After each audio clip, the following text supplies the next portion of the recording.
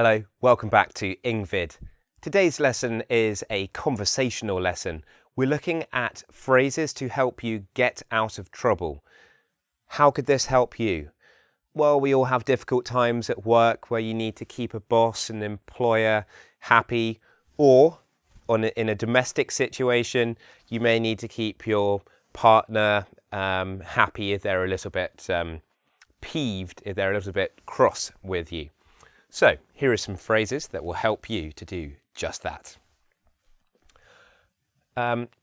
Now, you may remember a video that I did which was looking at rumours and secrets, and the situation we had in that video was that Lionel Messi had apparently called Cristiano Ronaldo slightly big-headed. So Cristiano might say, Lionel, what's going on? What did you mean by that? And Lionel is going to have to sort of say, it's okay, Cristiano. What I meant was that you have a healthy self-regard. A healthy self-regard. Let's write that up here. A healthy self-regard. Healthy meaning, good for you. Not bad. Self, about oneself. Regard, a bit like the French word to look. What I meant was you have a healthy self-regard. So it was a good thing, not a bad thing. Cristiano says the same thing. Lionel, why do you say that? Well, if I said that, I didn't mean to.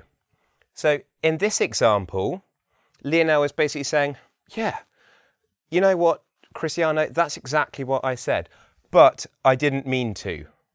Didn't mean to. I mean, this is quite a poor excuse, but it sounds polite, doesn't it? It makes it seem better that Lionel didn't mean to say it. The words just came out of the mouth. Better this.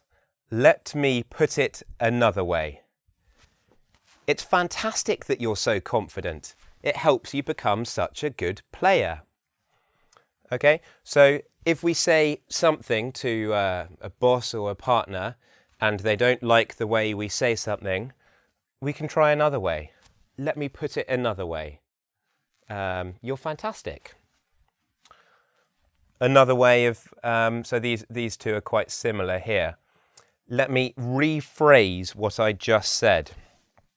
So words can be interpreted in a very personal way, and different words make you think different things. So it's really important the words we do choose.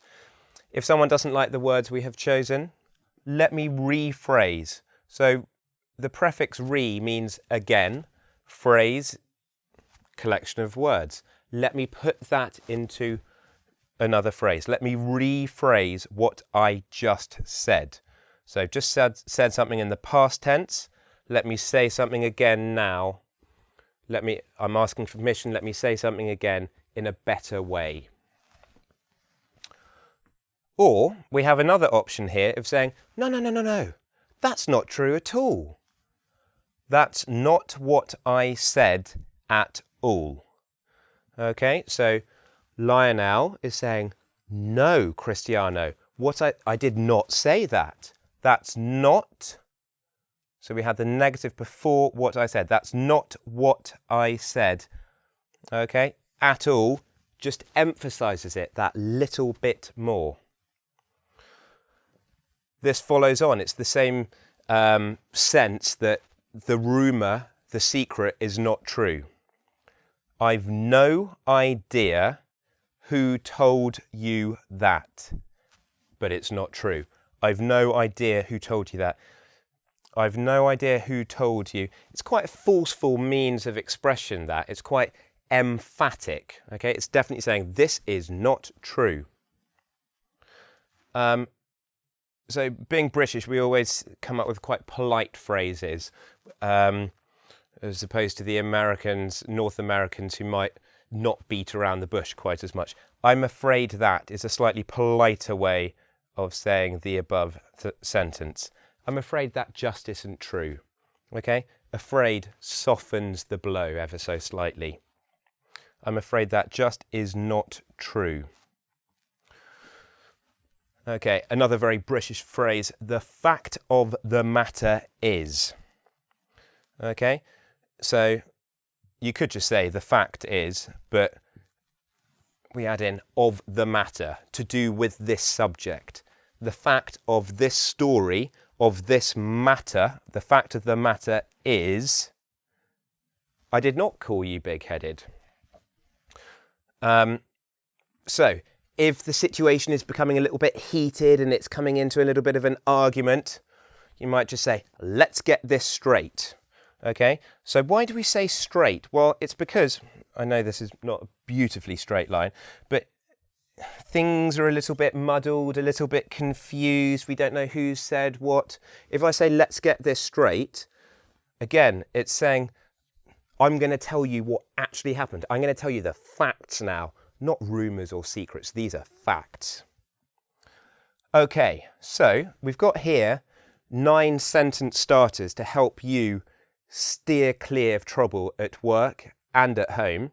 Hopefully you don't need to, but as a last resort, try one of these phrases to get you going. And why not try to do the quiz now to make sure you're using these sentences in the correct manner. Thank you so much for watching. Do subscribe to my YouTube channel so you know and you stay informed of what I'm up to next. There's always new stuff coming onto this channel. Until next time, see you.